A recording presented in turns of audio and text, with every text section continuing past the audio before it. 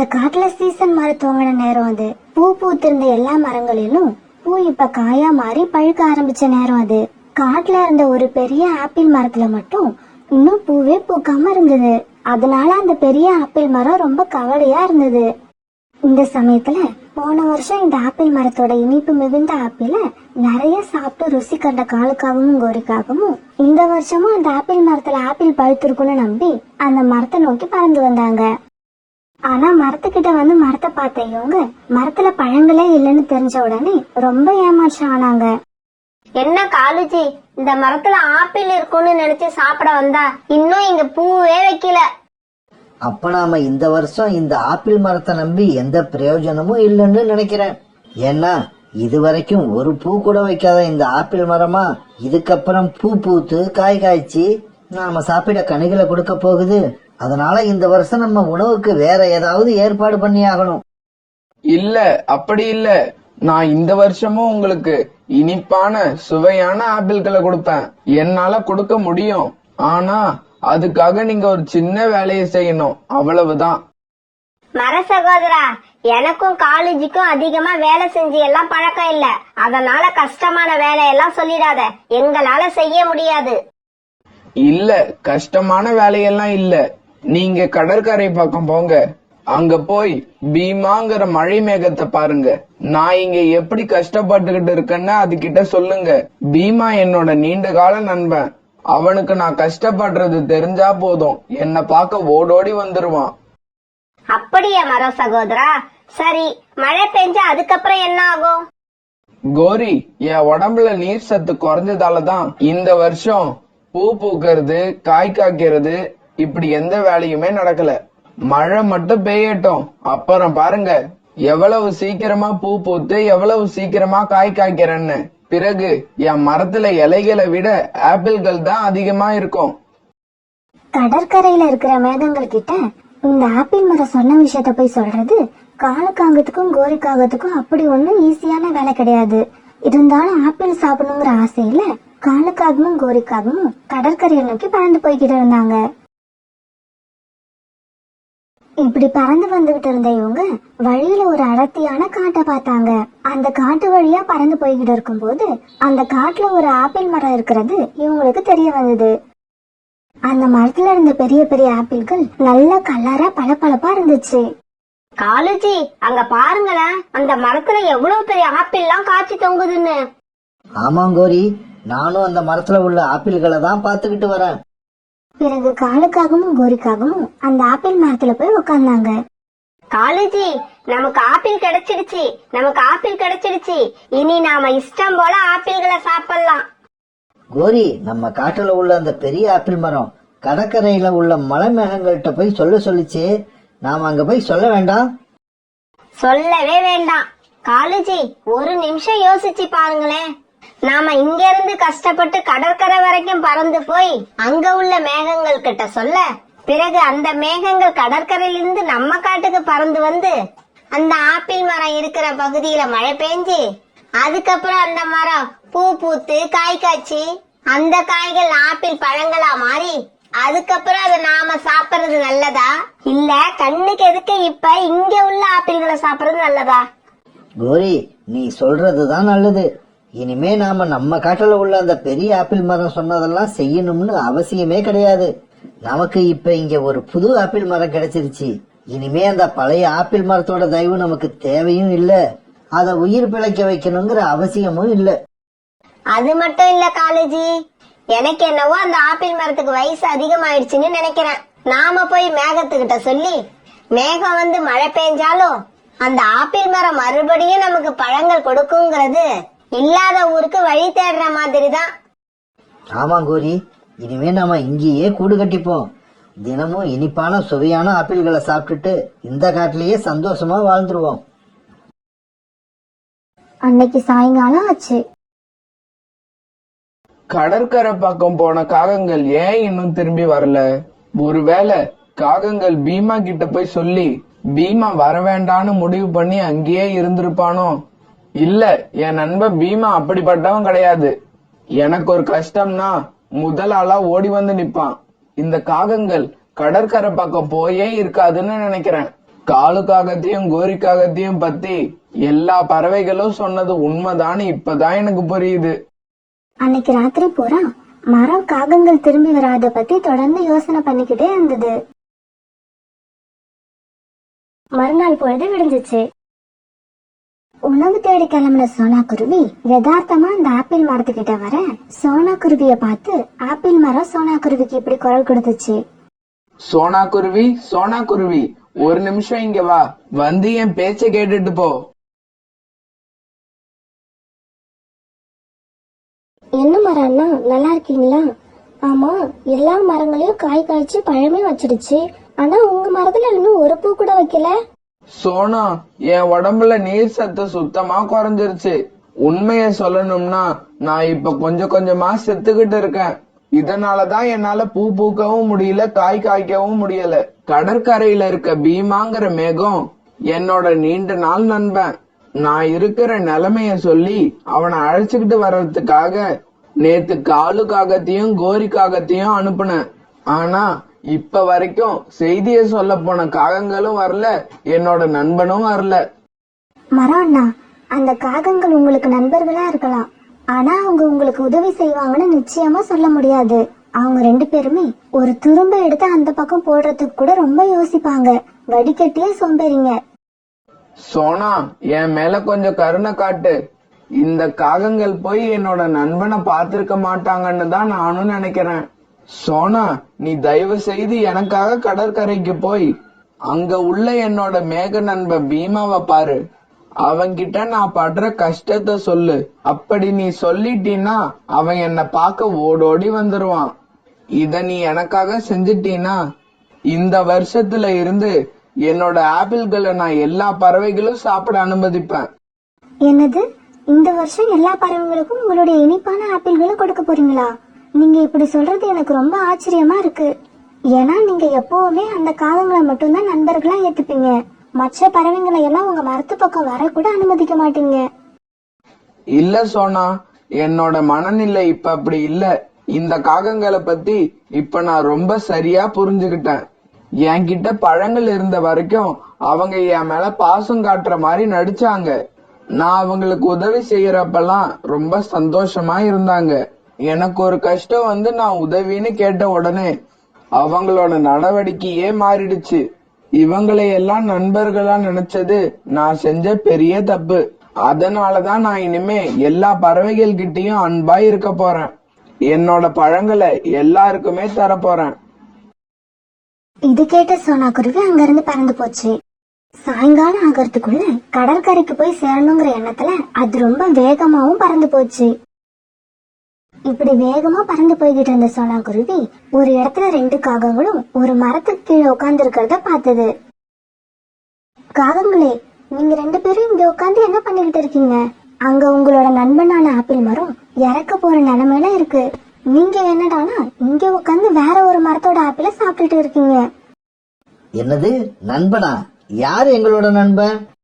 போன வருஷம் வரைக்கும் உங்களுக்கு இனிப்பான ஆப்பிள்களை கொடுத்துக்கிட்டு இருந்துச்சு. அந்த பெரிய ஆப்பிள் மரத்தை தான் சொல்றேன். கடற்கரையில இருக்கிற அதோட மேக நண்பன் கிட்ட போய் சொல்ல சொல்லி உங்களை அனுப்பிச்சதா என்கிட்ட சொல்லுச்சு. அந்த செய்திய போய் சொன்னீங்களா? ஓஹோ, ஒரு பூ கூட வைக்காத அந்த பெரிய ஆப்பிள் மரத்தை பத்தி சொல்றியா? சோனா, இதுக்கப்புறம் அந்த மரம் எங்களோட நண்பனா இருக்க முடியாது. ஏன்னா அந்த மரத்துக்கு வயசாயிடுச்சு. இதுக்கப்புறமும் அந்த மரத்துக்கிட்ட நாங்க நண்பனா இருந்தா அது எங்களுக்கு உதவி செய்யாது. நாங்க தான் அதுக்கு உதவி செய்யணும். எனக்கு தண்ணிய கொண்டு வா, எனக்கு மருந்த வாங்கிட்டு வான்னு ஏதாவது வேலை வாங்கிக்கிட்டே இருக்கும். அதனால எங்களுக்கு அந்த மரத்தோட நட்பு இனிமே தேவையில்லை. உனக்கு அந்த மரத்தோட நட்பு தேவைப்பட்டா கடற்கரையில உள்ள மேகத்துக்கிட்ட நீ போய் சொல்லு. அதை விட்டுட்டு நாங்க உணவு சாப்பிட்டுட்டு இருக்கும் போது எங்களை வந்து தொல்லை பண்ணாத. சுயநலமே உருவான காகங்களே, உங்க மேல எந்த குத்தமும் சொல்ல முடியாது. உங்களை உண்மையான நண்பர்கள் நினைக்கிறாங்க பாருங்க, அவங்களதான் குற்றம் சொல்லணும். இப்படி சொன்ன சோனா குருவி பிறகு அங்கிருந்து கடற்கரையை நோக்கி பறந்து போச்சு. அங்க போய் சேர்ந்த உடனே அங்க இருந்த ஒரு சின்ன மேகத்துக்கிட்ட பீமா மேகத்தை பத்தி சோனா குருவி விசாரிச்சது. சின்ன மேகமே, நான் பீமா மேகத்தை பாக்குறதுக்காக மலை பக்கம் உள்ள காட்டுல இருந்து வந்திருக்கேன். பீமா மேகம் இப்ப எங்க இருக்குன்னு உன்னால சொல்ல முடியுமா? ஓ, பீமா அங்கிள் பத்தி கேக்குறீங்களா? பீமா அங்கிள் அதோ எதிர்ல இருக்கிற கடற்கரையில உக்காந்துருக்காரு.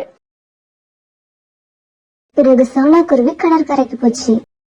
அங்க போய் தூங்கிட்டு இருந்த பீமா மேகத்தை எழுப்புச்சு. பீமா அங்கிள் கொஞ்சம் கண்ணு திறந்து பாருங்க. யாரு யாரு என்ன எழுப்புனது? பீமா அங்கிள், நான் தான் உங்களை எழுப்பினேன். நான் மலைப்பக்கம் உள்ள காட்டுல இருந்து வரேன். அங்க உள்ள ஒரு பெரிய ஆப்பிள் மரம் உங்களை உடனே அழைச்சிட்டு வர சொல்லுச்சு. அது நீர் கிடைக்காம ரொம்ப கஷ்டப்பட்டுக்கிட்டு இருக்கு. அந்த பெரிய ஆப்பிள் மரமா? அவன் என்னோட நீண்ட கால நண்பன். என் நண்பன் இப்ப கஷ்டப்படுறானா? என்ன ஆச்சு அவனுக்கு? எங்க காட்டுல உள்ள எல்லா மரமும் பூ பூத்து காய் காய்ச்சி பழம் பழுக்க ஆரம்பிச்சிட்டாங்க. ஆனா உங்களோட நண்பன் மரம் மட்டும் இன்னும் பூ கூட வைக்கல. ஏன்னா அதோட உடம்புல நீர் சத்து ரொம்பவும் குறைஞ்சு போயிடுச்சு. நீங்க இப்போ உடனே வந்தாதான் உங்க நண்பனை காப்பாத்தலாம். இது என்னோட தப்புதான். இந்த வருஷம் மலைப்பக்கம் உள்ள காட்டுக்கு போகலாம் மறந்துட்டேன். குருவி, உடனே கிளம்பு. நான் உன் கூட இப்பவே அந்த காட்டுக்கு வரேன். பிறகு பீமா மேகம் தன்னோட நண்பர்களை எல்லாம் அழைச்சுக்கிட்டு சோனா பின்னாலேயே மலைப்பக்கம் உள்ள காட்டுக்கு பறந்து போச்சு. சோனாவால மேகங்களோட வேகத்துக்கு ஈடு கொடுத்து பறக்க முடியல. அதனால கொஞ்ச நேரம் வரைக்கும் பறந்த சோனா பிறகு ஒரு மேகத்து மேல ஏறி உட்காந்துக்குச்சு. அப்புறம் கொஞ்ச நேரத்துக்கு எல்லாம் எல்லாரும் அந்த பெரிய ஆப்பிள் மரத்துக்கிட்ட வந்து சேர்ந்தாங்க. பிறகு அங்க வந்த மேக கூட்டங்களை பார்த்துட்டு அந்த ஆப்பிள் மரம் ரொம்பவும் சந்தோஷப்பட்டுச்சு. இருந்தாலும் பீமா மேகம் நேரத்தை வீணாக்காம உடனே அந்த ஆப்பிள் மரத்து மேல தன்னோட நண்பர்களை அழைச்சுக்கிட்டு போய் மழை பெய்ய ஆரம்பிச்சது. இப்படி எல்லா மேகமும் சேர்ந்து கொஞ்ச நேரம் மழை பெஞ்சதால அந்த இடமே இப்ப மழை நீரால நிரம்பி வழிய ஆரம்பிச்சது. நண்பா, இந்த வருஷம் உன்னை பார்க்க நான் வர மறந்ததுக்காக என்ன மன்னிச்சிடு. நல்ல வேளை நீயாவது இந்த குருவியை அனுப்பி வச்ச. இல்லன்னா நீ இப்படி கஷ்டப்படுற விஷயம் எனக்கு தெரிஞ்சே இருக்காது. பீமா நண்பா, நான் கஷ்டப்படுறேன் அப்படிங்கிற செய்தியை நீ கேட்ட உடனே இங்க நீ ஓடி வருவன்னு எனக்கு நல்லா தெரியும். எனக்காக இங்க வந்து மழை பெஞ்சதுக்கு ரொம்பவும் நன்றி. இனிமே நான் மறுபடியும் பூ பூக்க ஆரம்பிச்சிருவேன். அந்த பெரிய ஆப்பிள் மரம் இப்படி பேசினதை கேட்ட உடனே பீமா மேகமும் அதோட நண்பர்களும் அந்த இடத்தை விட்டு ரொம்ப சந்தோஷமா மிதந்து போனாங்க. இப்படியே சில நாட்கள் நகர்ந்துச்சு. இப்ப அந்த ஆப்பிள் மரத்துல எல்லா கிளைகளிலும் நிறைய பூக்கள் பூத்து குலுங்க ஆரம்பிச்சது. அத பார்த்த அந்த ஆப்பிள் மரத்துக்கு ரொம்ப சந்தோஷமா இருந்தது. இன்னும் கொஞ்ச நாள் போனதுக்கு அப்புறம் எல்லா பூக்களும் இனிப்பான ருசி மிகுந்த ஆப்பிள் பழங்களா மாற ஆரம்பிச்சது. பிறகு சோனா குருவி அந்த ஆப்பிள் மரத்துல இருந்த ஒரு ஆப்பிள சந்தோஷமா சாப்பிட ஆரம்பிச்சிச்சு. அத பார்த்த அந்த மரத்துக்கு ரொம்ப சந்தோஷம். ஏன்னா அதுக்கு உண்மையான நேர்மையான ஒரு நட்பு கிடைச்சிருச்சு.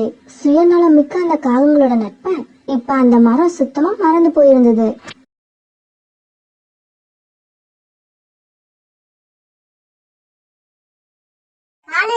சீக்கிரம் எழுந்திரீங்க, சீக்கிரம் சீக்கிரம்.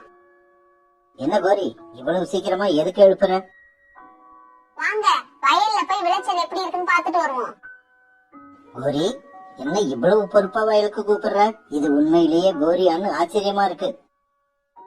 ரொம்ப ஆச்சரியப்படாதீங்க, சீக்கிரமா வயலுக்கு வாங்க. இப்ப காலுவும் கோரியும் வயலுக்கு கிளம்பி போனாங்க. கோரி, இங்கேயே வந்த? இது நம்ம வயல் இல்ல, சோனா குருவியோட வயல். நம்ம வயல் பக்கத்துல இருக்கு. தெரியும், தெரிஞ்சுதான் வந்தேன். நம்ம வயல்ல நெற்பயிர் அங்க ஒண்ணு இங்க ஒண்ணுமா விளைஞ்சிருக்கு. ஆனா சோனா குருவி வயல்ல எப்படி நெருக்கமா அடர்த்தியா அதிகமா விளைஞ்சிருக்கு பாத்தீங்களா? இத பாக்க பாக்க எனக்கு வயிறெல்லாம் எரியுது. கோரி, வீட்டுல இருந்து கிளம்புறப்ப நீ எங்க மாறிட்டியோன்னு ஆச்சரியப்பட்டேன். இப்பதான் தெரியுது நீ இன்னும் மாறவே இல்ல. தெரியாம தான் கேக்குறேன். சோனா குருவிக்கும் உனக்கும் அப்படி என்னதான் பகை? ஏன் சோனா குருவிய எதிரியாவே பாக்குறேன்? நானும் தெரியாம தான் கேக்குறேன். ஏன் நீங்க எப்பவும் சோனா குருவிக்கே சப்போர்ட் பண்ணி பேசுறீங்க? உங்களுக்கும் அவளுக்கும் அப்படி என்னதான் ஃப்ரெண்ட்ஷிப்? ஏன் அவன் மேல எப்பவும் அக்கறையா இருக்கீங்க? கோரி, இதுக்கு மேல வாங்கிட்ட நான் எதுவும் பேச முடியாது. இப்ப இங்க எதுக்கு வந்த அத மட்டும் சொல்லு. அப்படி கேளுங்க. இந்த வருஷம் சோனா வயலோட நம்ம வயல்ல விளைச்சல் அதிகமா இருக்கணும், அதுதான் என் ஆசை. இன்னும் 2 நாள்ல அறுவடையே பண்ண போறோம். இப்ப எப்படி விளைச்சல் அதிகமாக்க முடியும்? நம்மளோட வயல்ல விளைச்சல் அதிகமாக்க முடியும், என்னால முடியும்.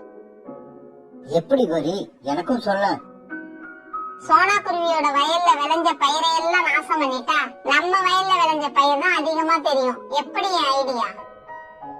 ஐடியா சரிதான், ஆனா எப்படி நாசம் பண்ணுவ? பக்கத்து காட்டுல இருக்கிற மலைப்பகுதியில வசிக்கிற ஆந்தைய எனக்கு நல்லா தெரியும். அது சின்ன வயசா இருக்கிறப்ப அதுக்கு நான் தான் திருட கத்து கொடுத்தேன். இப்ப அது தொழில என்னை விட முன்னேறிடுச்சு. இருந்தாலும் அது என்ன ஒரு குருவா மனசுல வச்சிருக்கு. எனக்காக அது எதையும் செய்யும். அதை வச்சு சோனாவோட பயிரெல்லாம் நாசம் பண்ணுவேன். சீக்கிரம் கிளம்புங்க, அத போய் பார்த்துட்டு வருவோம். இப்ப கிளம்புனாதான் இருட்டுறதுக்குள்ள நாம திரும்பி வர முடியும். இப்படி சொன்ன கோரி காலுவோட மலைப்பகுதியை நோக்கி பறந்து போச்சு.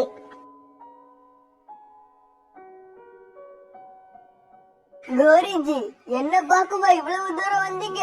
ஒரு வார்த்தை சொல்லிருந்தா நானே அங்க வந்திருப்பேனே. பாத்தீங்களா காலுஜி, உங்க கோரிக்கு கிடைக்கிற மரியாதைய? சின்ன சைத்தான் பெரிய சைத்தானுக்கு மரியாதை கொடுக்குது. இதுல என்ன ஆச்சரியம் இருக்கு? காலுஜி, இன்னொரு தடவை என்ன சைத்தான்னு சொன்னீங்க, வாயிலே போடுவேன். கோரிஜி, என்ன விஷயமா இவ்வளவு தூரம் வந்தீங்க? ஆந்தையாரே, உனக்கு திருட கத்து கொடுத்ததே நான் தான். ஆனா இப்ப எனக்கு ஒன்னால ஒரு வேலை ஆகணும். சொல்லுங்க கோரிஜி, அத செய்யதான் காத்துக்கிட்டு இருக்கேன். சொல்றேன். எங்க காட்டுல சோனான்னு ஒரு குருவி இருக்கு. என் வயல் விளைச்சலை விட அவ வயல்ல விளைச்சல் அதிகமா இருக்கு. இருக்கலாமா? அப்படி இருக்கவே கூடாது.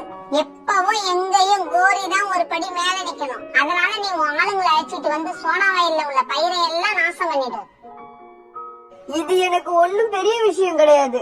இருந்தாலும் யாராவது பாத்துட்டு பஞ்சாயத்து கூட்டிட்டாங்கன்னா பெரிய பிரச்சனை ஆயிடும். ராத்திரி 2 மணிக்கு மேல யார் முழிச்சிருக்க போறா? வயல்ல உள்ள நெல்லு கூட தூங்குற நேரம் அது. நீ அப்ப வந்து உன் கைவரிசையை காட்டு. அப்படின்னா சரிதான். நீங்க சொன்ன வேலை முடிஞ்சதாவே நினைச்சுக்கோங்க. என் சிஷ்யனை பாத்தீங்களா, எவ்வளவு நம்பிக்கையா சொல்றான். பிறகு கோரிக்காகவும் காலுக்காகவும் தங்களோட வீட்டுக்கு போனாங்க. அப்பா, வானத்துல உள்ள நட்சத்திரங்களை பார்க்கும்போது உங்களுக்கு என்ன தோணுது? நம்ம வயல்ல உள்ள நெல்மணிகள் மாதிரியே இந்த நட்சத்திரங்கள் மினுமினுக்குது. அம்மா, இந்த நட்சத்திரங்களை எல்லாம் பார்க்கும்போது உனக்கு எப்படி இருக்கு? என் சிச்சு குட்டியோட கண்கள் மாதிரியே இந்த நட்சத்திரங்கள் மின்னுது. நட்சத்திரங்களை பார்த்தா எனக்கு உன் கண்கள் மாதிரி தான் தோணுது. சோனா குருவி அதோட கணவர் சிச்சு இவங்க 3 பேரும் நெற்கதிர்கள் விளைஞ்சு அறுவடைக்கு தயாரா இருந்ததால ராத்திரி வயலுக்கு பக்கத்துல இருந்த மரத்துல தங்கிட்டாங்க. இந்த வருஷம் விளைச்சல் அதிகமா இருந்ததால அவங்க ரொம்ப சந்தோஷமா இருந்தாங்க. இப்ப பாதி ராத்திரி ஆயிடுச்சு. சோனா, சிச்சு 2 பேரும் தூங்குங்க. எனக்கு தூக்கம் வரப்ப உங்களை எழுப்பி விடுறேன். அப்பா, எனக்கு தூக்கம் வரல. நீங்களும் அம்மாவும் தூங்குங்க. வயல்ல நான் பாத்துக்கிறேன். சிச்சு இப்படி சொன்ன உடனே சோனா குருவி அவரோட கணவரும் தூங்கிட்டாங்க. பிறகு சிச்சு தங்களோட வயலை கண்காணிச்சுட்டு இருந்தது. என்ன கோரி, பாதி ராத்திரி ஆயிடுச்சு, இன்னும் உன்னோட ஆளுங்களை காணோம்? என் சிஷ்ய ஆந்த சொல்ல காப்பாத்துவான். Wait and see.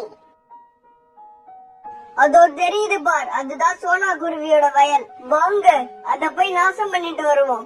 ஒருவேளை யாராவது நம்மள பாத்துட்டாங்கன்னா உடனே திரும்பி வந்துருவோம். நம்மள யாரும் பார்க்க கூடாது, அதுதான் முக்கியம். சரி, கிளம்புங்க சீக்கிரம். சோனா குருவியோட வயலை நாசம் பண்ண ஆந்தைகள் கூட்டமா பறந்து வந்துச்சுங்க.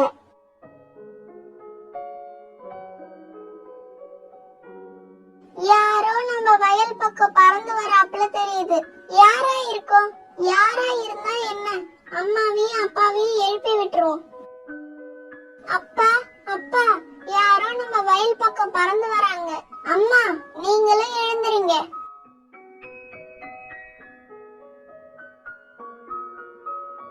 அவங்க பக்கத்துல வர வரைக்கும் அமைதியா இருப்போம். பக்கத்துல வந்ததுக்கு அப்புறம் கல் எடுத்து வீசிக்கிட்டே திருடன்னு கத்துவோம். ஆந்தைங்கள் வயல்ல வந்து உட்கார்ந்த உடனே சிச்சுவோட அப்பா கல்ல எடுத்து ஆந்தைங்களை அடிக்க சோனா குருவியும் சிச்சுவும் திருடன்னு கத்துனாங்க. என்ன இது? வயல்ல காவலுக்கு ஆள் வேற இருக்கு. கோரிஜி இந்த விஷயத்த சொல்லவே இல்லையே. இதுக்கு மேல இங்க இருக்கிறது ஆபத்து. கல்லால வேற அடிக்கிறாங்க. யாரும் நம்மள பாக்கறதுக்கு முன்னாடி வாங்க திரும்பி ஓடிடலாம். இப்படி சொன்ன ஆந்தை ஆட்களை அழைச்சிட்டு தன்னோட காட்டுக்கு ஓடிடுச்சு. மறுபடியும் திருடர்கள் வருவாங்கன்னு பயத்துல சோனா குடும்பம் ராத்திரி பூரா கண் விழிச்சு காவல் காத்துட்டே இருந்தாங்க. மறுநாள் பொழுது விழுந்துச்சு. காலுஜி சீக்கிரம் எந்திரிங்க. என்ன இப்படி தூங்குறீங்க? வாங்க, சோனா வயல் இல்லாத நாசமாயிருக்கும். அந்த கண்கொள்ளா காட்சியை நாம போய் பார்க்க வேண்டாமா? பிறகு கோரியும் காலும் சோனாவோட வயலை நோக்கி பறந்தாங்க. கோரி, சோனாவோட வயல் அப்படியே இருக்கு. ஒரு நெல்மணி கூட கீழே சிந்தல. ராத்திரி ஆளுங்க வந்தாங்களா இல்லையா? என் சிஷ்யன் கொடுத்த வாக்க காப்பாத்துவான். ஆனா ஏன் இப்படி ஆச்சுன்னு தெரியலையே. இவங்க இப்படி பேசிக்கிட்டு இருக்கும் போது சோனா குருவி அங்க வந்தது. கோரி அக்கா, நான் உங்களை தான் தேடிக்கிட்டு இருந்தேன். நல்ல வேளை நீங்களே வந்துட்டீங்க. சோனா, நீ என்ன தேடிக்கிட்டு இருந்தியா? எதுக்கு தேடிக்கிட்டு இருந்த? ராத்திரி உங்க வயலுக்கு திருடங்க வந்தாங்க. நானும் சிச்சு அப்பாவும் தூங்கிக்கிட்டு இருந்தோம். நல்ல வேளை சிச்சு தான் விழிச்சுக்கிட்டு இருந்து திருடர்களை பார்த்துட்டு இவங்களை எழுப்பணும். நாங்க பிறகு சத்தம் போட்டு திருடர்களை விரட்டிட்டோம். நான் சொன்னனா இல்லையா என் சிஷ்யன் கண்டிப்பா வருவான்னு?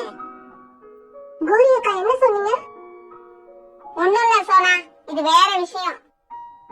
திருடர்கள் வந்த விஷயத்த சிச்சு அப்பா உங்ககிட்ட சொல்ல சொன்னாரு. நீங்களும் ஜாக்கிரதையா இருங்க. நாங்க நாளை காலையில அறுவடை பண்ண போறோம். இப்படி சொல்லிட்டு சோனா பறந்து போச்சு. என் சிஷ்யன் சொன்னபடியே வயல நாசமாக்க வந்திருக்கான். ஆனா இந்த பொடியர் சிச்சு வலை நம்ம பிளான் ஃபெயிலியர் ஆயிடுச்சு. காலுஜி, நாளைக்கு அறுவடை பண்ண போறோம்னு சோனா வேற சொல்றா. நாம எது செஞ்சாலும் இன்னைக்கு ராத்திரியே செஞ்சு சோனாவோட பயிர்களை நாசமாக்கணும். மை டியர் காலுஜி, இப்ப உங்களை விட்டா எனக்கு வேற வழியே இல்ல. நீங்க தான் எனக்கு நல்ல ஐடியா கொடுக்கணும். கோரி, என்னை விட்டா வேற வழியே இல்லைன்னு வேற சொல்லிட்ட. அதுக்காகவாவது நான் ஏதாவது செஞ்சே ஆகணும். அப்படி சொல்லுங்க காலுஜி, அப்படி சொல்லுங்க. என்ன செஞ்சு உங்க மனைவியை சந்தோஷப்படுத்த போறீங்க? இன்னைக்கு ராத்திரி எப்படியாவது மறைஞ்சு வந்து சோனா குருவியோட வயலுக்கு தீ வைக்க போறேன். இதுதான் என்னோட பிளான்.